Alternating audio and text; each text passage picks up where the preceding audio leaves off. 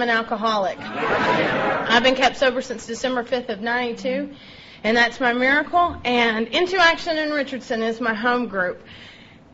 And I'm twitching hard. I think when I closed my eyes and opened them back up, the attendance in the room doubled. And I'm just, oh my, why are you people not at work, you know?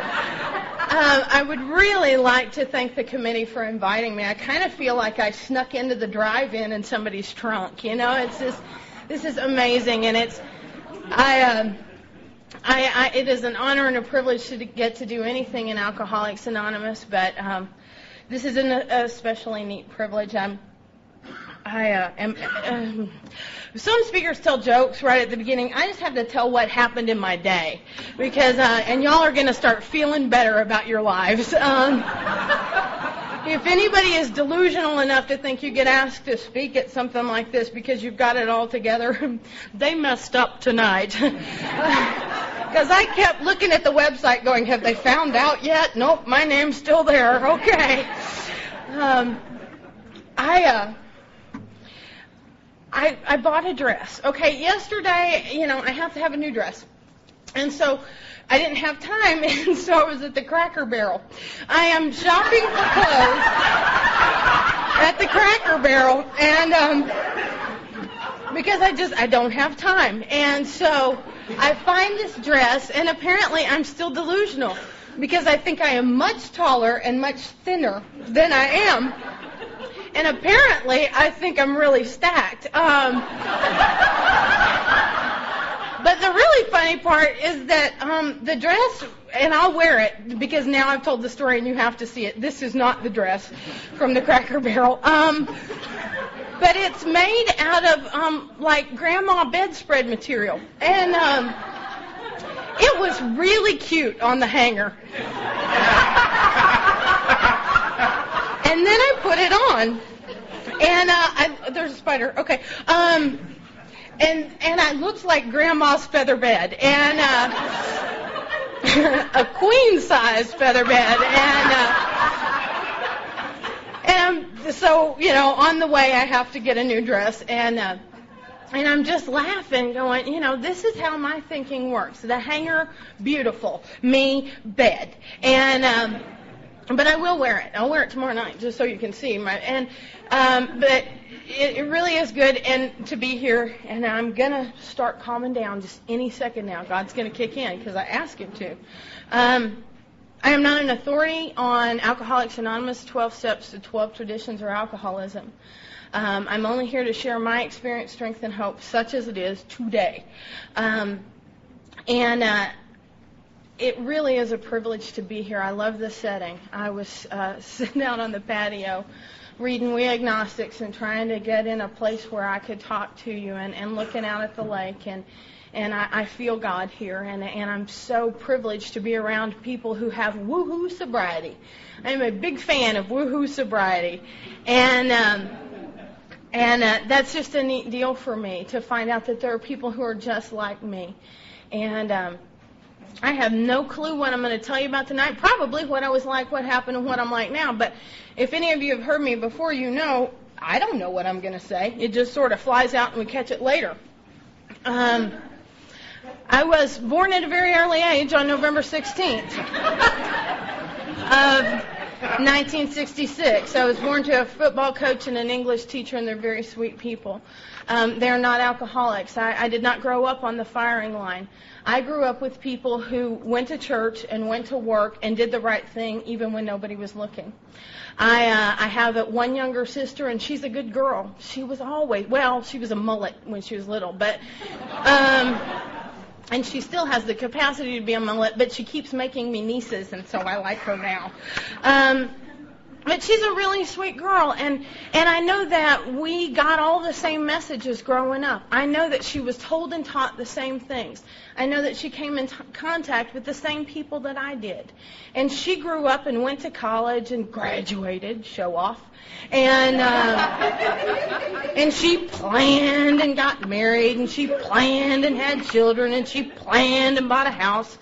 When she graduated from college, she chose a career And, this really messed up my chances of blaming any of my alcoholism on my upbringing, because she went to work for Jesus. And she became a missionary in Bulgaria, and I became a pool hall waitress.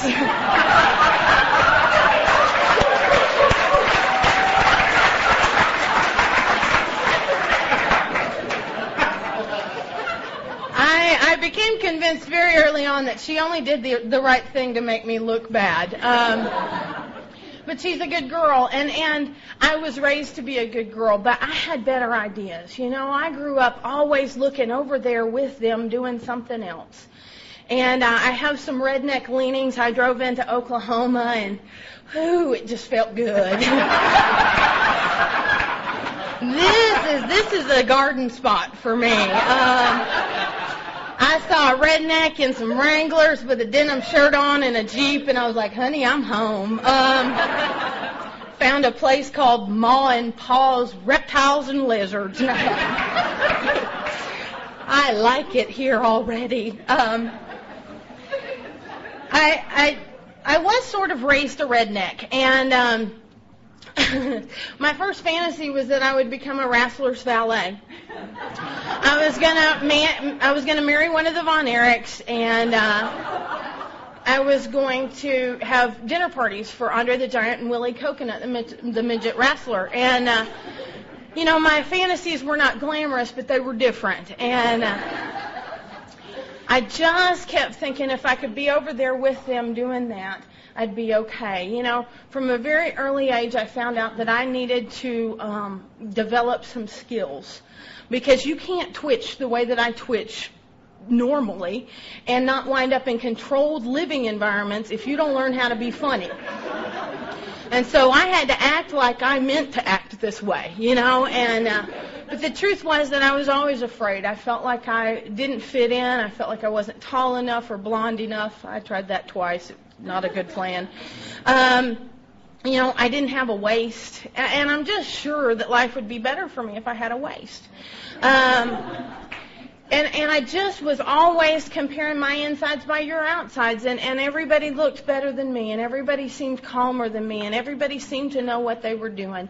I was a twitcher from very early on, and I didn't know that I felt less than and apart from, because I was so busy trying to elbow my way into the middle of everything.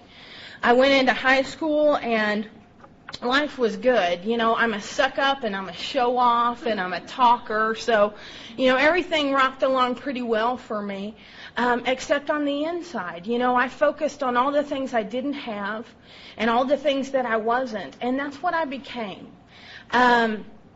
I was watching Rocky Horror Picture Show the other night, and I felt really old.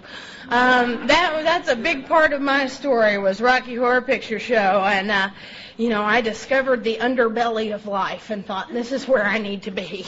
These people are freaks just like me. And right around the time I hit 16, life was just not pretty for me. I scared the boys to death, but there was this guy. And he moved to Plano. I grew up in the mean streets of Plano, and the east side. But this guy moved to Plano, and he was everything that I would never be. He went to our church, and he was tanned, he was toned, he was coiffed. He had a waist. He was Barbie. He was... And I wanted what he had, and I was willing to go to almost any lengths to get it. And he found me fascinating too. As I said, I had a sort of Rocky Horror Picture Show look going on, and I had Air Supply records at home, and I was the president of the youth group at church, and I was doing Rocky Horror at midnight. I already had about 6-8 lives going all at once, and just switched channels, but he came into this church, and we just hit it off. We connected in a really big way. And I fell in love as only a 16-year-old girl can. I was planning our wedding and naming our babies because we hated the same people. We were disillusioned about the same things.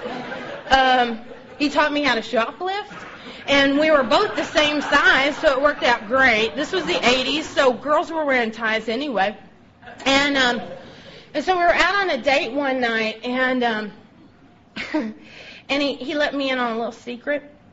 We had something in common that I hadn't planned on, and that was that we both like boys better than we like girls. And so I decided I was either going to have to perform a miracle or get a sex change, and I was really mad at God. I was tired of this. I felt like I was God's personal little practical joke, that he would bring these wonderful things into my life and then go, psych, just kidding. So that was about the time I decided that if he wasn't going to be my introduction to sin, then it was time to do some drinking, because I was tired of being a good girl. Wasn't paying off the way that I wanted it to. And I came from a spiritual place. I came from spiritual parents, and I had a relationship with God. And for a long time I used to say that I had a good relationship with God.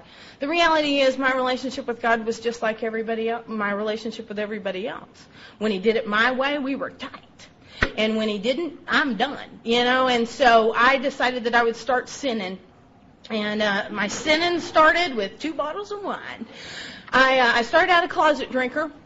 I sat in the floor of a closet.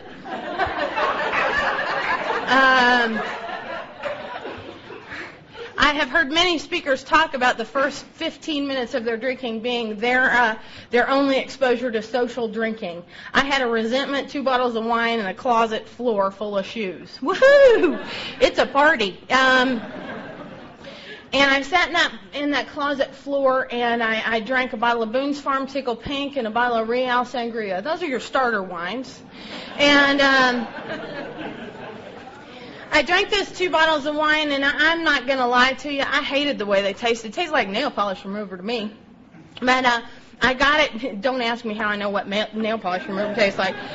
But I drank those 2 bottles of wine, and I was so busy trying to keep it down that I couldn't really tell what alcohol did until it was time for me to come out of the closet, literally.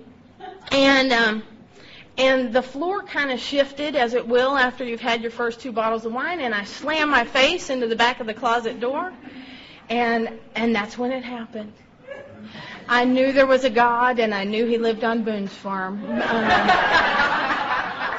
Doesn't it sound pretty? Tickled pink, Strawberry Hill. I couldn't feel my face.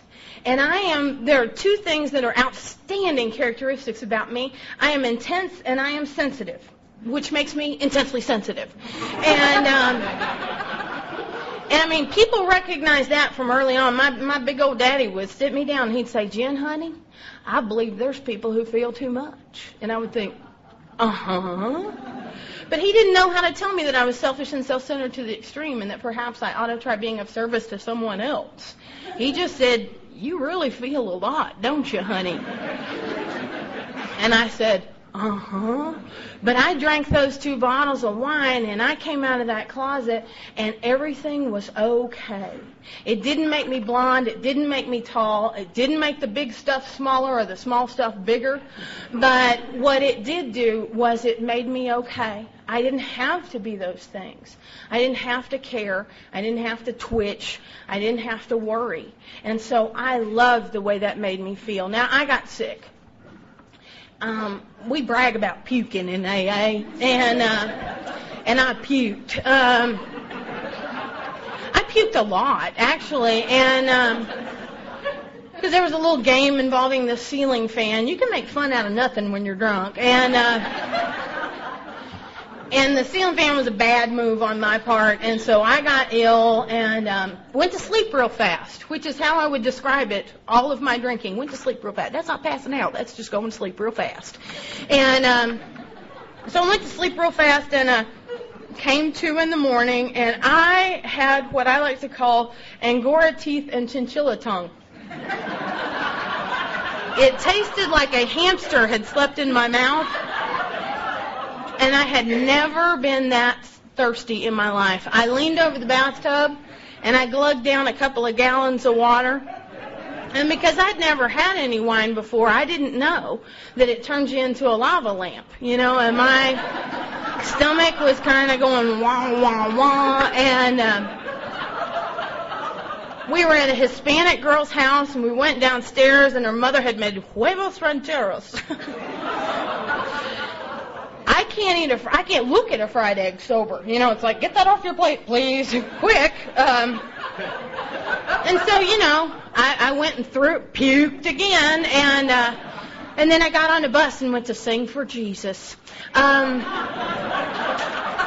that's what I'm all about. You know, I have this very deep desire to be a really good girl, to be sweet and to do the right thing and for everybody to like me.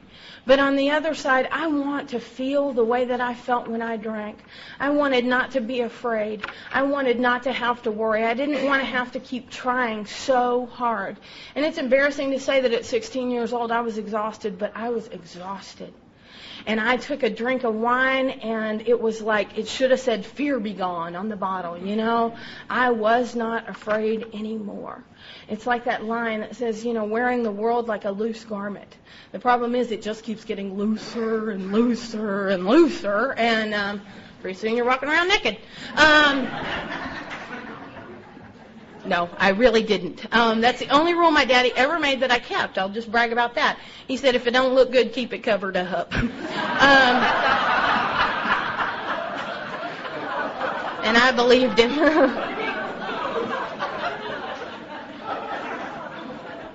So, I was laughing when we were talking about all the festivities, because I didn't hear Sober Quarters playing. Quarters is my sport, and it's really the only sport I'm designed for, and I can play some quarters. And I love that because I got to be around the guys, and to me it was like my ticket in. I could drink them under the table, and I tried to take advantage of them, but if you get a guy drunk enough, there's nothing to take advantage of.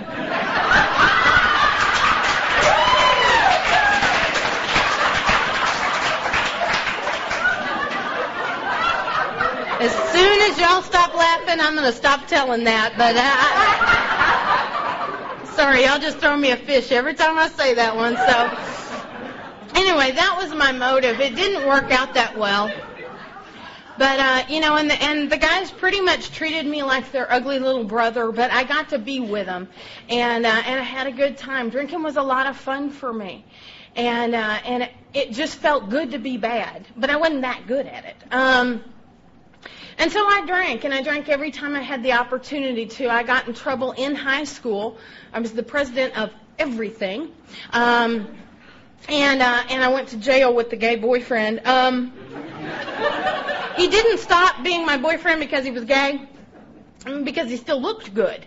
And that came in very handy, actually. I was his beard. But we were out one night, and we were drunk. I think, anyway, we were drunk. And the police car comes up behind me. And I knew it wasn't my driving because I was doing some of that fine alcoholic driving where you lock your arms and you time your stops by the trees and stuff. You go, okay, when I get to the third tree, I'm going to slow down. And the problem was I wasn't paying any attention to the lights. And so I'd stop on green, go on red, whatever, just so that I got that stop thing down. And but I went to jail the first time for stealing a street sign. And it took me, it wasn't a little street sign, it was a big street sign. It was in the back of my daddy's car, and had the gay boyfriend with me, and we forgot about it. And so the policeman pulled us over, and he was absolutely convinced. I mean, Mr. High Drama, he was convinced it's because he peed in a park. And I think that's a felony. Ah! You know, he's freaking out, and I'm freaking out, and make a long story short, it took me 2 years of sobriety to realize that was alcohol related. What it said on the little paper was that it was a Class B misdemeanor theft over $20. It only occurred to me much later that I drive past street signs every day. And I never feel compelled to put one in my car. But when you've had about 12 California coolers, we need a sign, dude. So I put it in the back of my daddy's Buick, and And I went to jail that night, and it was so funny. He's in AA now, too. I forgot to tell that part. Not a coincidence. I had antennas early on. I knew. Woo! But we went to jail, and I was crying, and he was in another cell. And he kept saying, "Tell your mom and dad it's my fault." And I thought, you can bet on it, buddy. You don't have to suggest blame to a girl like me. Okay, the Itsy Weensy Spider is just going to hang with me for a while. And so that's just, these are the kinds of things that early in my drinking start happening. So it gets better. I went off to school, and it was great driving up here because I got to pass some of the landmarks. I went to I drove past the beer barn, and that's where I bought my first legal 12-pack. I was going to say 6. I know I never bought a 6-pack in my life. We drove through it backwards. It was wonderful. I got to Denton, and it was just, I signed up to go to college. I didn't exactly go, because it was scary. I had been a big fish in a little pond at Plano East, and then I went to North Texas, and I made a lot of decisions by not making decisions, and I moved in with a roommate who was much older than I was. She had let's call it an alternative lifestyle. She ran around with a bunch of drag queens, and I would come out in the morning, and like Joan Crawford would be sitting in our living room. It's very scary to run around with men who have better lingerie than you do. But I thought that this was just a cultural experience. I'm finally out from under Mom and Dad's wing, and the party's on. And I started drinking on the square in Denton, and life was beautiful. My first night of drinking, and this is so creepy. I think I saw this guy today. I didn't speak to him. But seriously, my first boyfriend in college, he was beautiful. He was the perfect man. I met him my first night of legal drinking. He was 28, and he was a freshman. He had been a freshman for 10 years. He had no job and no car. He's the perfect man. I love men with no jobs and no cars because they stay put.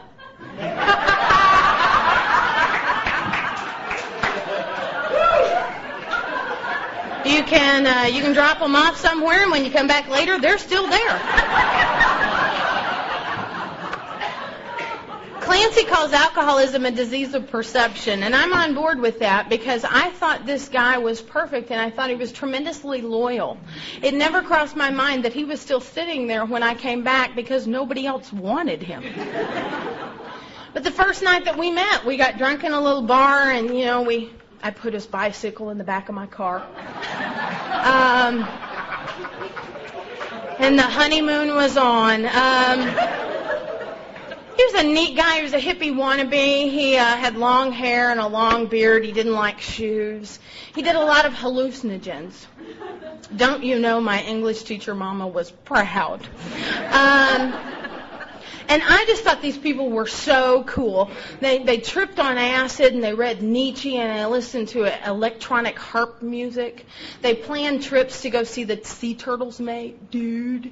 And I just became a chaperone for their acid trips. I'm running around with people who are living on buses. I've never even ridden a bus. And suddenly I'm around all these funky hippies, and it's so cool because I can blend. I became the chaperone for their acid trips. They would light these giant bonfires and strip off their clothes and go talk to Jesus. And I would sit on the cooler. And make sure nobody ran into the fire or touched sharp things.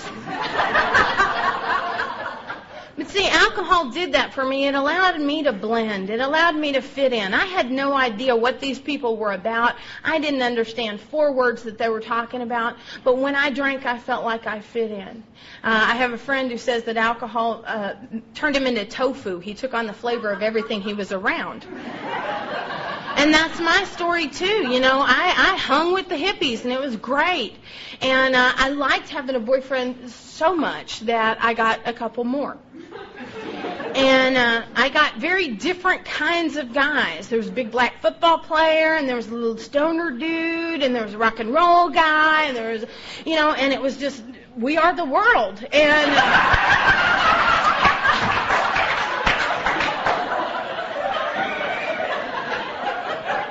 I was definitely equal opportunity. And I had no clothes. I just had costumes. And I just played dress up, and I became what I thought they wanted me to be, because all I knew was that by myself I wasn't enough. And that's not what I was told. That's not what anybody told me. I was often told I was too much. But the way that I felt was that I was never enough, that I didn't measure up, that just any minute now somebody was going to find out, and they were going to kick me out. They were going to ask me to leave. They were going to tell me that I never belonged and I never need to come back. And so I just tried harder. And through it all, I drank, and life was wonderful. North Texas caught on. My academic career didn't last that long. And right around the time that North Texas was kicking me out, the boyfriends started finding out about each other. And none of them fought for my honor. Pretty much all of them said, nah, it's okay. He can have you. Nah, it's all right, really. So I look up one day. I got no job. I got no school. My parents don't need Al-Anon. They're saying, if you're going to do it your way, feel free to pay your way, which I thought was really unkind. And so I decided that I was getting way too metropolitan for Denton. I was practically grown. I'm 19, maybe 20, and I have, all of 12 hours of college behind me, and ready to choose a career. So I moved. I had to get out of Denton because the town was just too small, so I made my big geographic. I moved from Denton to Louisville. I got one zip code away. I am not brave. But I moved from Denton to Louisville, and before I even unpacked a box, I decided I was going to have to begin a new life. And most of the women know if you're going to get a new life, get new hair. And so before I even unpacked the boxes, I went to the hairdressers. And I was driving down Main Street in Louisville, and I looked across, I was looking around trying to see who I was going to be in this town. And there was a life-sized orange horse downtown, and I thought, that's it. I'll be Patsy Cline. So I went into the hairdresser shop, and I said, tweezle me up some cowgirl hair. And that's what she did. This was the 80s, and we permed and permed and permed, and I've got hair. And so it just kept getting bigger and bigger and bigger. And it was really cool because she gave me a beer while she was perming my hair, and that helped a lot.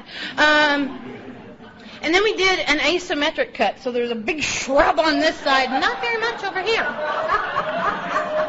So it looked like I was confused at all times.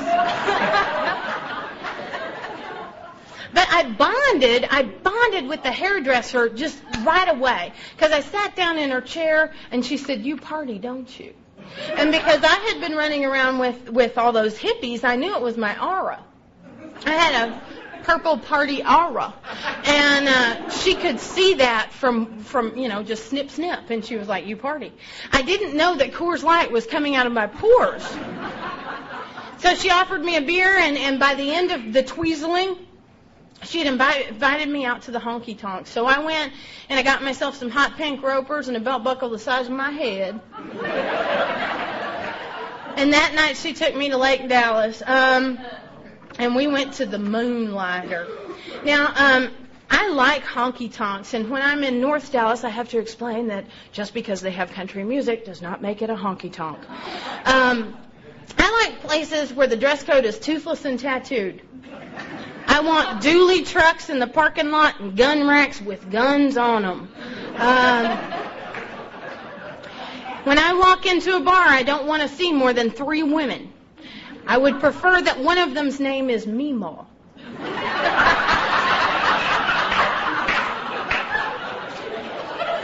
I want to walk in the bar and know that I'm getting the gold, the silver, or the bronze. And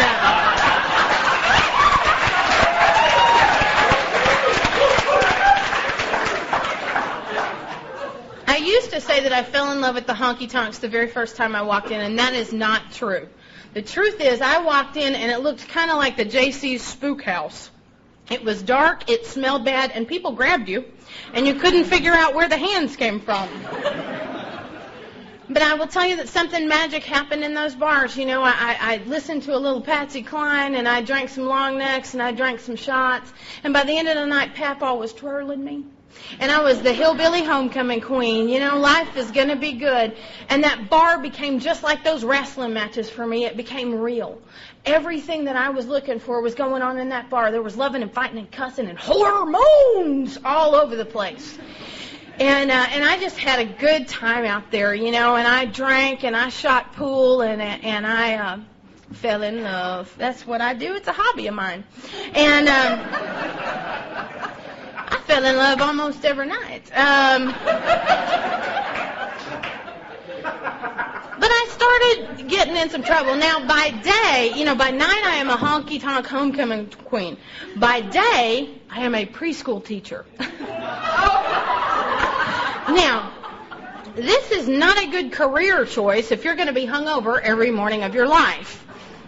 And so I come in, you know, in your designer flip-flops, the wrinkled shorts that you've been walking over for 3 or 4 days, a T-shirt that you kind of straightened out, and I got that bed head going on, dragon breath. And here I come to the daycare. All right, here we go. And there's 18 4-year-olds going, Miss Jennifer, Miss Jennifer, Miss Jennifer, Miss Jennifer.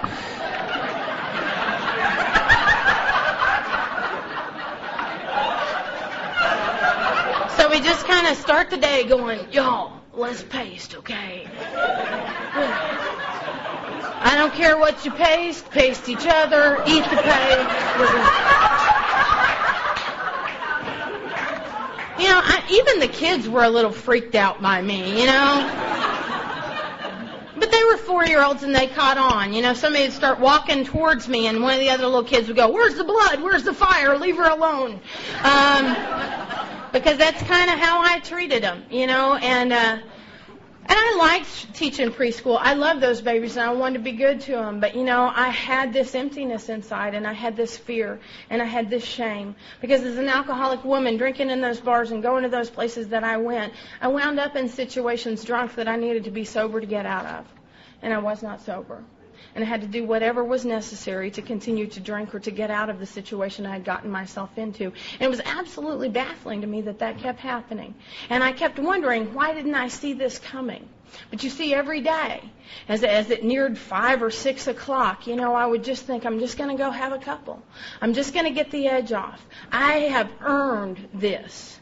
I have earned this. And I just need a little relief because, you know, this is a stressful job. There's all these people. And these little people and their parents, and they want to know where the socks are, and they want to know where the toys are, and have you seen Claire? Pick, you know?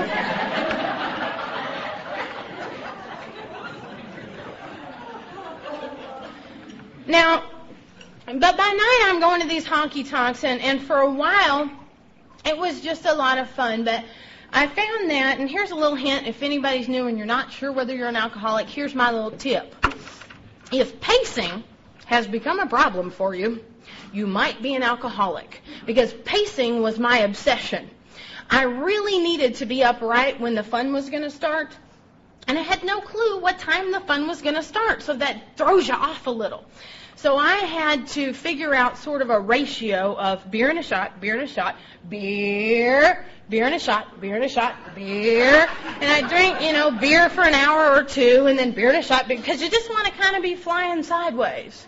You know, not too boing and not too droopy. You just got to figure out how to manage it. And I'd miss the mark over and over and over again. And then at the end of the night, I'd go shot, shot, shot, shot, shot. Now, if you're going to drink that way, here's another little tip. Hurry home.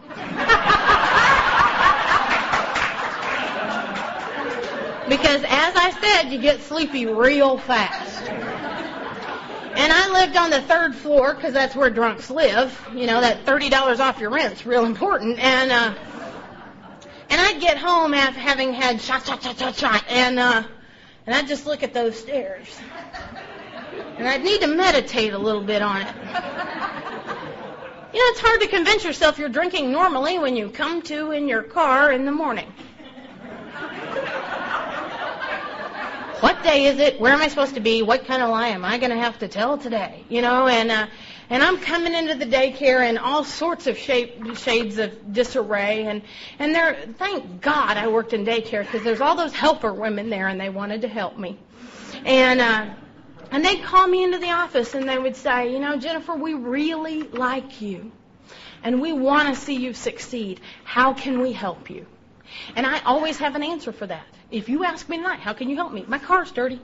I always have some kind of suggestion of things you can do for me.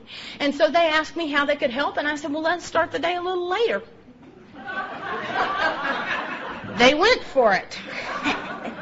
So, you know, I went from 8 o'clock to 8:30. A little baptism there. I went from 8:30 to 9 to 9:30, 10 o'clock. And then we ran out of day. We couldn't scoop my hours back anymore. And, you know, they were just so picky about that morning thing. So they'd call me into the office again, and they'd say, Jennifer, really, we like you. How can we help you? And I didn't really have an answer. So they made me sign those little papers that they give to people like us. Do you understand that we want you here in the morning functioning? Going to get a little rigid about that. And so I'd sign the little paper that said, I understand, morning here functioning. And, you know, as I was walking out of the office, I would say, you know, I really appreciate it. You guys have been great. I love working here. I love these kids. Thank you so much for your patience. But I'm an alcoholic, and I got a mind that's out to kill me. And I would turn around and take 10 steps, and my mind would start twisting that around. And I would think, who does she think she is? I mean, she knows what she pays me. And besides, I give 147% for the 2 hours that I'm really functioning. There's absolutely nobody here who's better than me during those 2 hours that I'm really functioning. You know, and there's all these kids. And some of them don't even behave very well. And why in the world, who does she? I mean, she's lucky I show up here in the morning. And by the time I leave, I am so tense. I mean, I had planned to go home and go to bed, put on like night clothes and get in the bed. And you know, and tomorrow's going to be a really good day. But I mean, I start to drive home and I'm just tense. And I can already tell I'm not going to be able to go to sleep because, I mean, I'm just so persecuted. These people are out to get me. And the only way I'm going to be able to wind down, the only way I'm going to be able to get some relief is just to go have a couple of drinks. And I'd go to that bar. By then, I'd stopped taking my show on the road. I'd gotten 2 DWIs in less than 6 months. That happens to party girls. And one of them was really kind of funny. Well, the first one was, you know, it was just one of the dangers of drinking. The second one, it was an emergency, and the cops so didn't see it my way. I ran a red light in front of the police station. But I explained to him that it was an emergency. It was like 3 in the morning, and I needed some egg rolls. And Jack in the Box was about to close. You know, you don't eat before you drink because it ruins the buzz. But at 3 in the morning, you're just hungry. And so he took me to jail again, and the state of Texas becomes convinced I have a drinking problem, and I become convinced I have a driving problem. So I moved next door to my bar of choice. Problem solved. I started doing some outside issues because I found it allowed me to drink bionically. It also allowed me to be a very quick preschool teacher. We could do the whole lesson plan by 10 o'clock. Let's go! You know, and it was like Sonic puppet shows. You know, I'm just going, and if that doesn't frighten you, it should. You know, and that's not how I was raised. I was not raised to do those things. As a matter of fact, for years I turned down outside issues because they were bad, and they were wrong, and they were illegal. And I heard my daddy one time say, "How sorry would you have to be?" And I thought, pretty sorry. But there was this night, and I was at a Halloween party. I was dressed like a bag lady, and a friend of mine invited me into the bathroom, offered me a little powdery substance. I said, bad, wrong, illegal. I don't do that. And she said the magic words. She said, it'll make you last as long as the party. And I said, get out of the way. Because that pacing thing, as I told you, it becomes problematic for me. And so I started doing those other things, and it was a really great diet. But I scared other people when I drank. I frightened myself on drugs because the curtains started talking to me. And I would say, I can't understand you.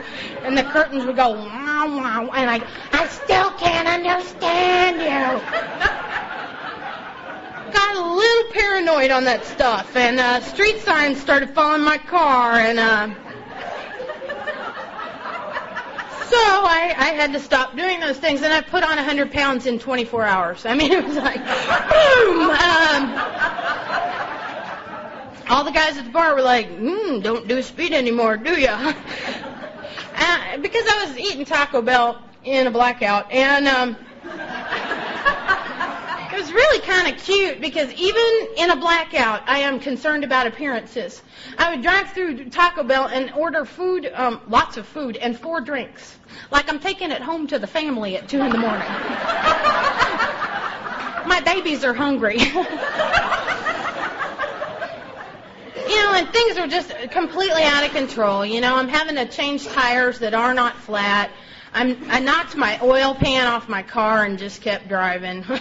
That tips the old cops right off. Because apparently flames shoot out of the bottom of your car. So, there are just some things. I wound up a couple of times with 3 flat tires all at once, and that's really hard. That's hard sober. And I called my dad, and bless his heart, he didn't know what to do. He comes and he can't even speak. It was so cute. The little vein in his forehead's like, ugh! And he'd just walk around the car and he'd go, whoa! Dig! And he'd ask me those questions. He asked the questions that they ask drunks. He'd go, ow! And it's one of those easy ones. I even know the answer to this one, but he doesn't want to hear it. Because the real answer is, Dad, there's curbs on both sides.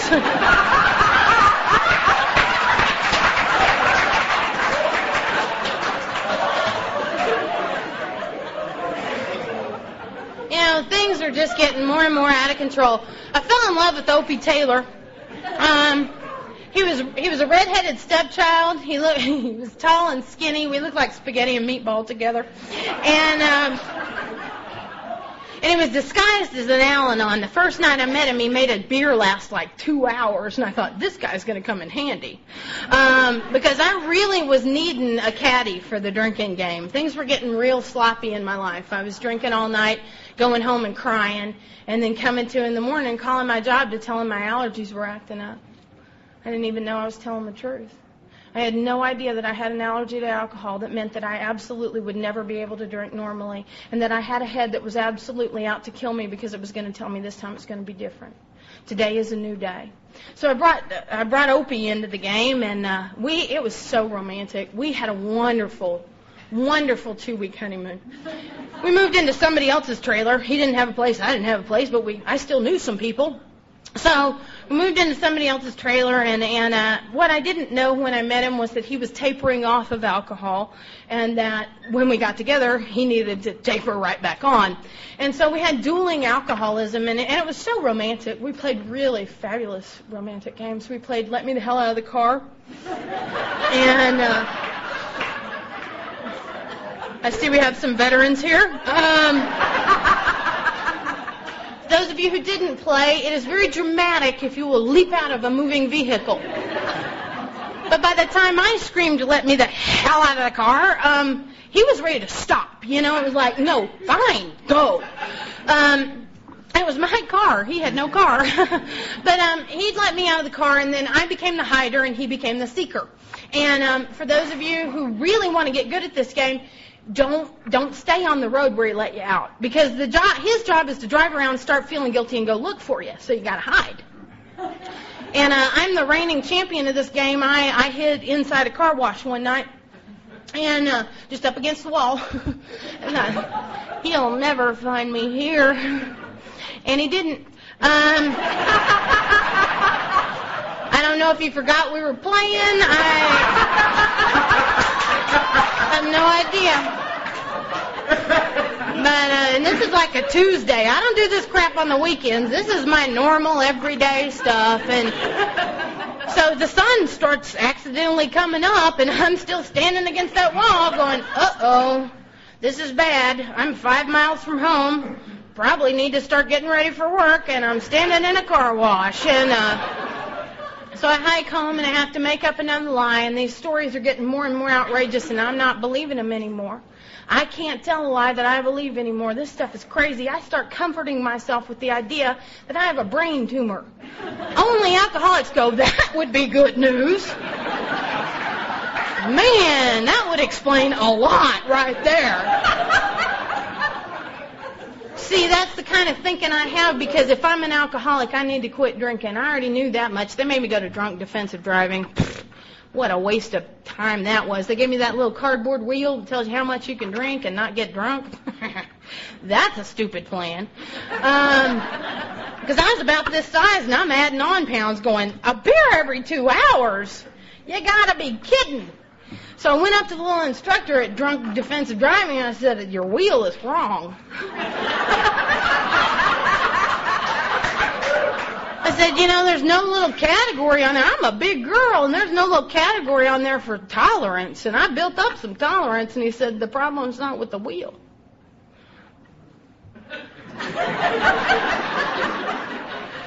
I learned a lot of handy things. I went to drug and alcohol counseling and found out my problem was people pleasing. So I stopped. I have fully recovered from people pleasing. I have not pleased anyone in a very long time. They gave me goofy things to do in these drug and alcohol classes. They asked me to write out a list of my triggers. Trigger's a horse.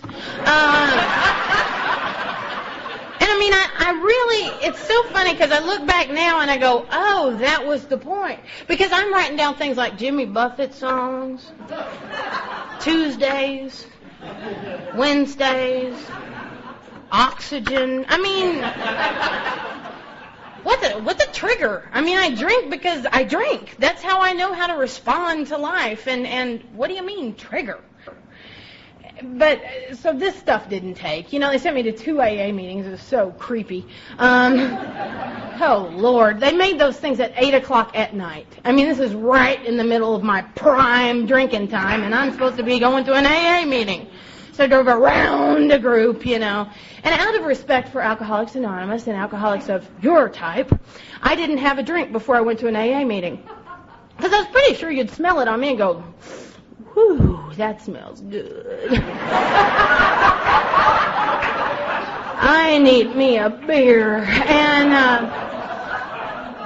little problem with perception there, and I'm thinking, I don't want to be responsible for any of you guys drinking, so I'm trying not to take a drink before I go to an AA meeting.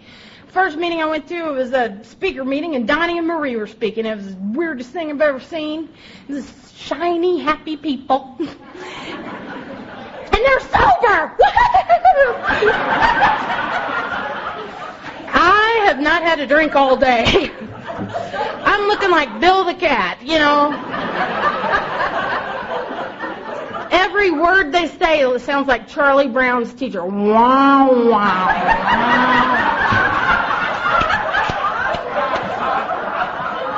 The Lord's Prayer. Let's get to the Lord's Prayer. It was awful. Awful. These people were so tickled they didn't drink. You people have never had a good drink in your lives. If you are this excited about not having it in your body, because I haven't had any all day, and I'm about to kill somebody dead. Went to a second meeting because my drug and alcohol counselor said, try again. And it was a discussion meeting, and you really freaked me out there. Because you laugh at stuff that is not funny. And you tell things you should never tell. I can remember sitting in this meeting here and people go, and then I stole my mama's car and I wrecked it.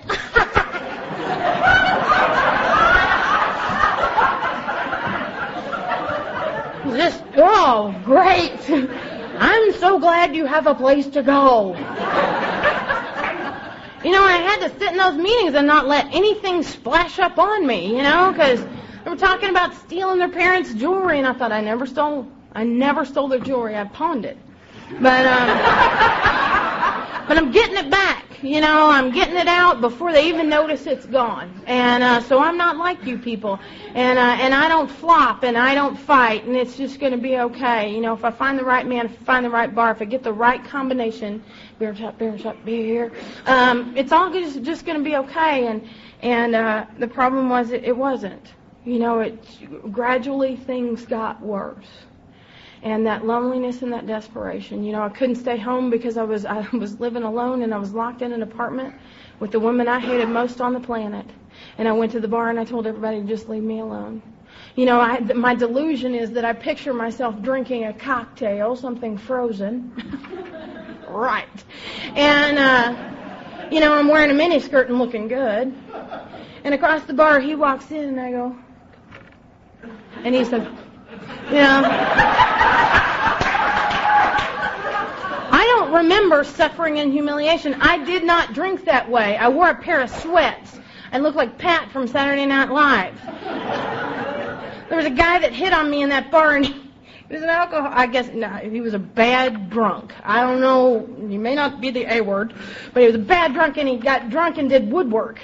And he kept coming in with fewer fingers. And we're drunk telling him, maybe you ought to find another hobby, dude. This is not glamorous. This is not the beer commercials. There's nothing cool about this. And yet I still have the delusion that someday it will be. I can still remember back when it was fun.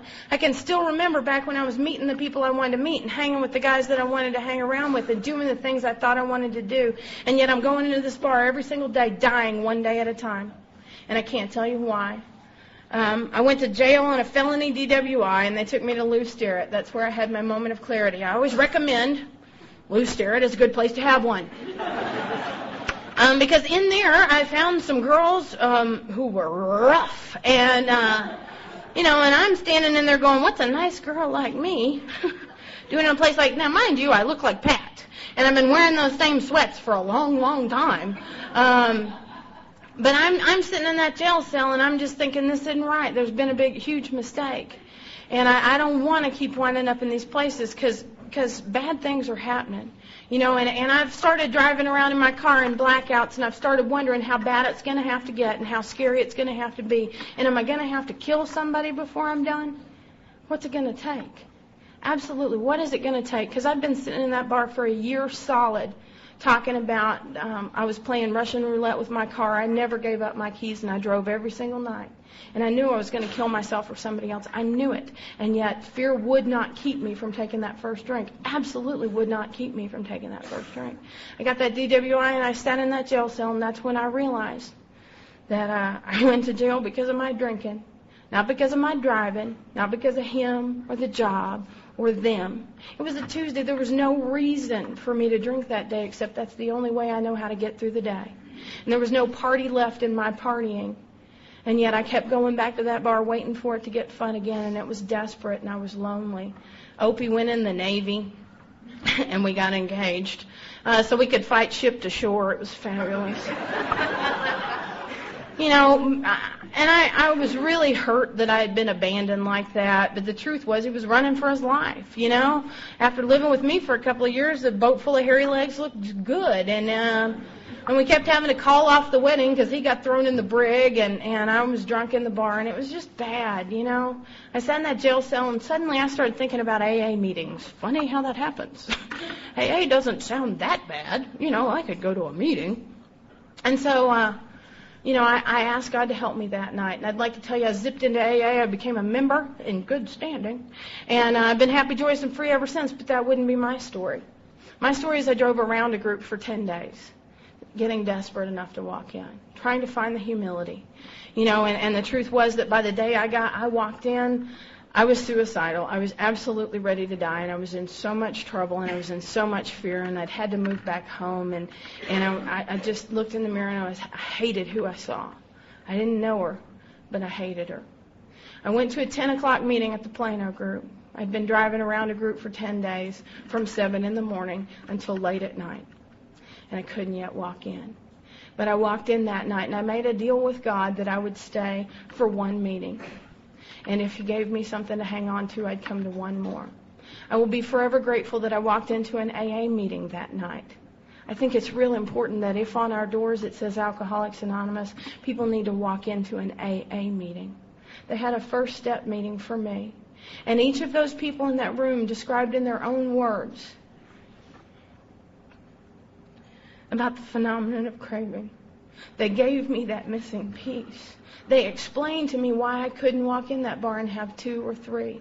Why I couldn't make a decision to leave at 8 o'clock or 9 o'clock and leave. I had been watching people go into bars with watches on night after night after night, and they'd say, oh, look at the time, and they would leave. And I couldn't figure out at first why they would leave. And years later, I couldn't figure out how they could leave. Because I couldn't. Once I put any alcohol in my body whatsoever, I'd turn my will and my life over to the care of alcoholism. And it was going to do with me as it chose.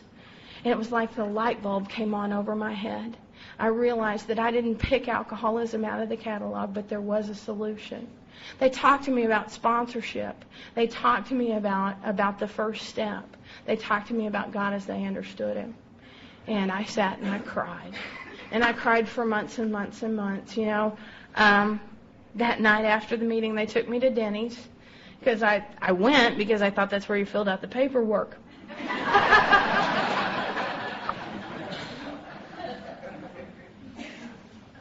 You know, that first meeting was really amazing to me because the girl who chaired the meeting had on a leather biker jacket, and she had long red hair, and she was tough. She could say God and the F word all in the same sentence. She was cool. And she gave me my first Desire chip, my only Desire chip. She gave me my first AA hug. And in my arrogance, I looked at her and thought, if they can teach her how to hug, they'll do wonders for me. I was really insulted when I told those people that I was an alcoholic, and I also told them I was a thief, a whore, and a liar. And they smiled, and they nodded. I thought they should at least cry with me because I knew that once I admitted that I was an alcoholic to these people, something inside of me knew that it was all over. But you see, God recycles. Because to me, the worst day of my life was December 5th of 1992. And today, the best day of my life was December 5th of 1992 because that's my prayer, that it's all over. That I don't ever have to go back there and live that way again. That I don't ever have to experience that fear and that terror and that disgust with myself. That I don't ever have to look in my family's eyes and see terror. That I don't ever have to give explanations for things I can't explain anymore. That's my prayer. But God was so gentle. Before I had Him, I had you. And I fell in love with your stories. I went to those meetings because AA became my soap opera. And I had to find out, you know. I had to find out if Chris and Richard were breaking up today, you know. I had to find out if Mike got a job. I had to find out if the members in our group who had cancer were going to be there one more day. And see, I was fascinated by those people. I watched 2 people in my first year die sober and 2 people die drunk. And it ruined my idea of one more happy hour. I saw the difference in a celebration of life with somebody who died sober. And I saw the difference in a mourning that people sat in our rooms and never tried what we do. And I decided which one I wanted then. You know, I figured if you got cancer, you had a get out of jail free card. You know, you don't have to stay sober anymore. And, but you know, I'm so grateful that those people talked to me and they explained to me that it was more important that they came when they were ill because they were going to go home soon. And they wanted to say goodbye before they left. They wanted to sit in a meeting of Alcoholics Anonymous before they went home. And see, I saw that. That was bookmarked in my mind. And I got active in Alcoholics Anonymous. I started stalking a sponsor because I thought you had to have one. You know, I really thought everything anybody said in meetings was rules, you know, and I heard everybody talk about this sponsor thing, and I thought you had to have one, and so I started stalking one, and They've said look for somebody you can relate to. Now, this is a dumb plan when you are new and crazy, because the people I can relate to are crazy. And I got a head that's going in 86 directions at any given moment, and I'm sitting in this meeting going, who can I relate to? Who can I? And there she was. You know, she was talking in 86 different directions. I thought, oh my God, it's the mothership. I went running over to that lady and I said, would you be my sponsor? And she said, yeah. I said, well, how long have you been sober? And she said, 4 days.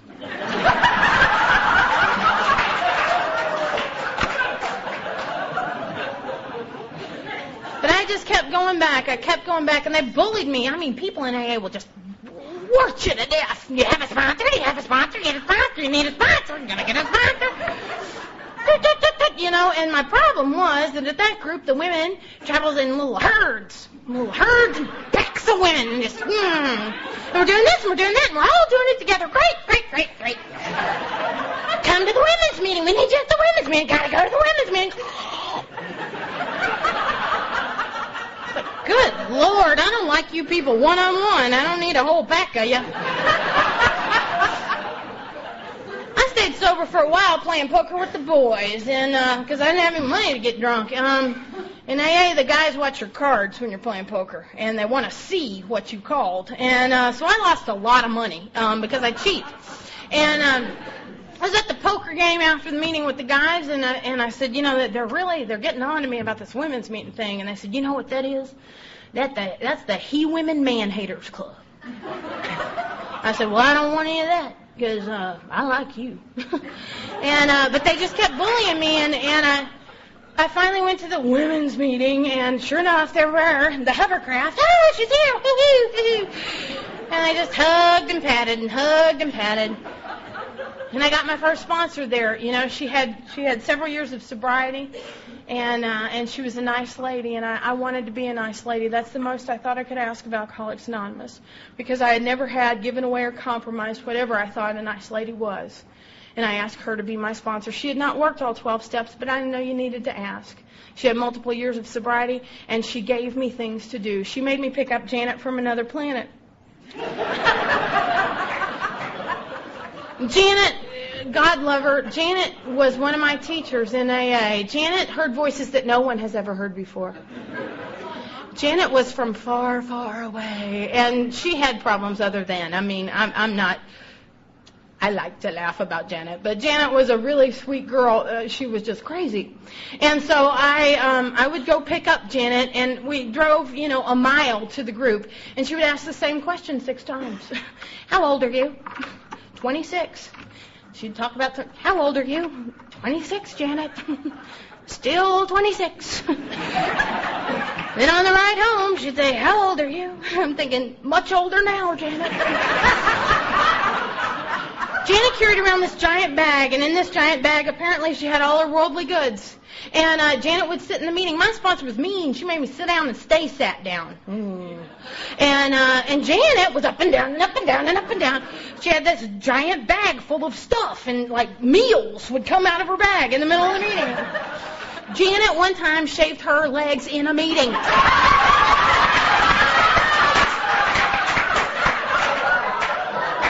And of course, you know, McGruff the crime dog is going.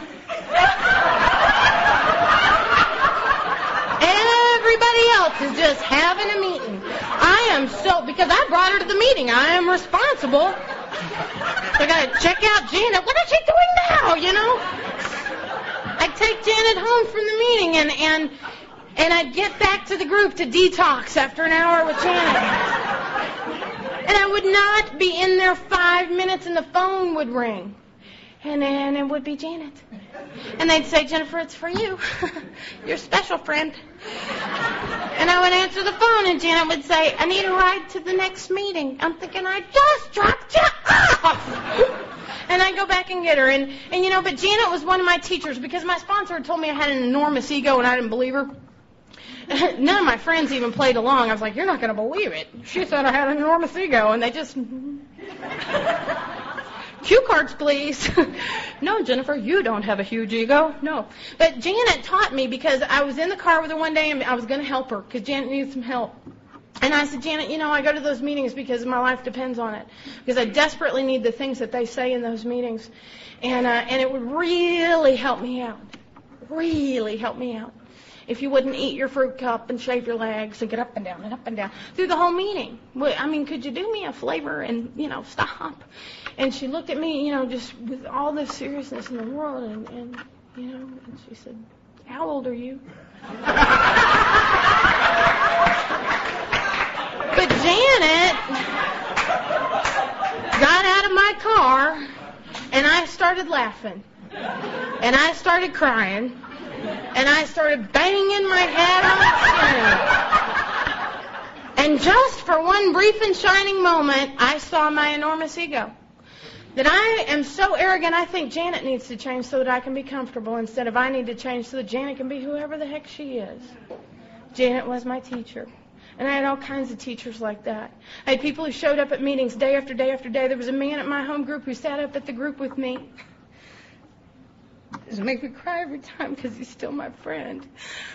He sat up at that group with me until I said it was time to go home. He would sit up there till 3 or 4 in the morning.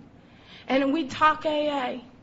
And he'd listen or he'd talk. And he never did anything inappropriate, though I kind of wanted him to. But he just sat there, and he was so kind, and he was so graceful that I didn't know he was there to help me. I thought he just had nothing better to do. I thought he had nowhere more important to go. And these are my teachers in Alcoholics Anonymous. They raised the bar for me. Because I didn't get an easy way out. I didn't get to say, I'm running late. I'll just zip into the meeting and I'll just zip out. Somebody sat at that group with me until I said it's time to go home, until I was safe. He 12-stepped me night after night after night for a year and a month. And I didn't even know that he knew how afraid I was and I didn't. The first sponsor, she took me through the steps that she knew how to take me through, but she hadn't worked them all. And at a year and a month of sobriety, I put myself in a situation that was very similar to one I'd put myself in drinking, and I acted and reacted the exact same way. And it scared me to death. I had a secret. I went somewhere with a guy that somebody said don't go with, but he was in AA. We have sponsors. We're doing all these things. And, we were just going to go watch a video. Radio. And I didn't act or react any different. And something happened I didn't want to happen, and I didn't think that kind of stuff could happen sober. And I had to sit in meetings with that man month after month after month. And I had that secret. And my sponsor told me that she could no longer sponsor me because I was passing her in the steps. My God works right on time, and I've been going to the Magdalene House. It's a 10-day recovery center for girls and women. I always say girls. And I was going to spew my message, and God put somebody in my path, the lady I called the Bulldog. It seemed to me that she had a big book strapped to her leg. And when she walked into the room, I heard that cowboy music. She didn't hug and she didn't pat. What she did was she waited for me to spew my message, and then she'd throw the book at me. She would open up to some page in the big book, Alcoholics Anonymous, and she would dispute my theories about Alcoholics Anonymous with the text of Alcoholics Anonymous. I had been reading that book every night, but I'd been reading it by myself, and I didn't understand that the book was about me, but she did. And she saved my life because I sat down with her one evening and I asked her, how do you find a sponsor? And she opened it up to page 18. That the man who's making the approach has had the same difficulty, that he obviously knows what he is talking about, that his whole deportment shouts at the new man that he has a real answer. And that's what she did. She read the book to me. What happened to me is the 12 steps of Alcoholics Anonymous, exactly as they're written. I have a sponsor today who is both a hug and pat sponsor and a mama lion. She kicks me when I think she should pat me, and she pats me when I think she could kick me. And she keeps me moving in Alcoholics Anonymous. What happened to me is the program of action. I do things differently today. I don't have it all together. I went for a year without a job, and I got terrified that God had left me, that I wasn't doing it right, that I had been trying all these things, that I'd been sponsoring people and going to meetings and speaking, which my sponsor said was too much. But, they asked me.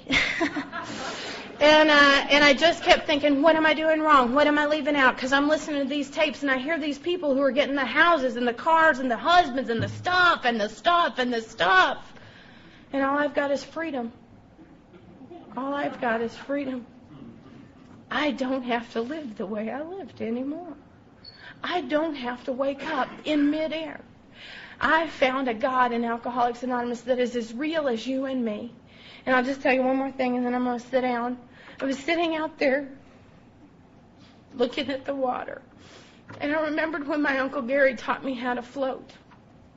And what he would say is he'd say, I have my hand underneath you, but in a minute I'm going to move my hand, and God's going to put his hand underneath you. And that's how I learned how to float. In Alcoholics Anonymous, it seems to work just a little bit differently. God says to me, my hand is always underneath you.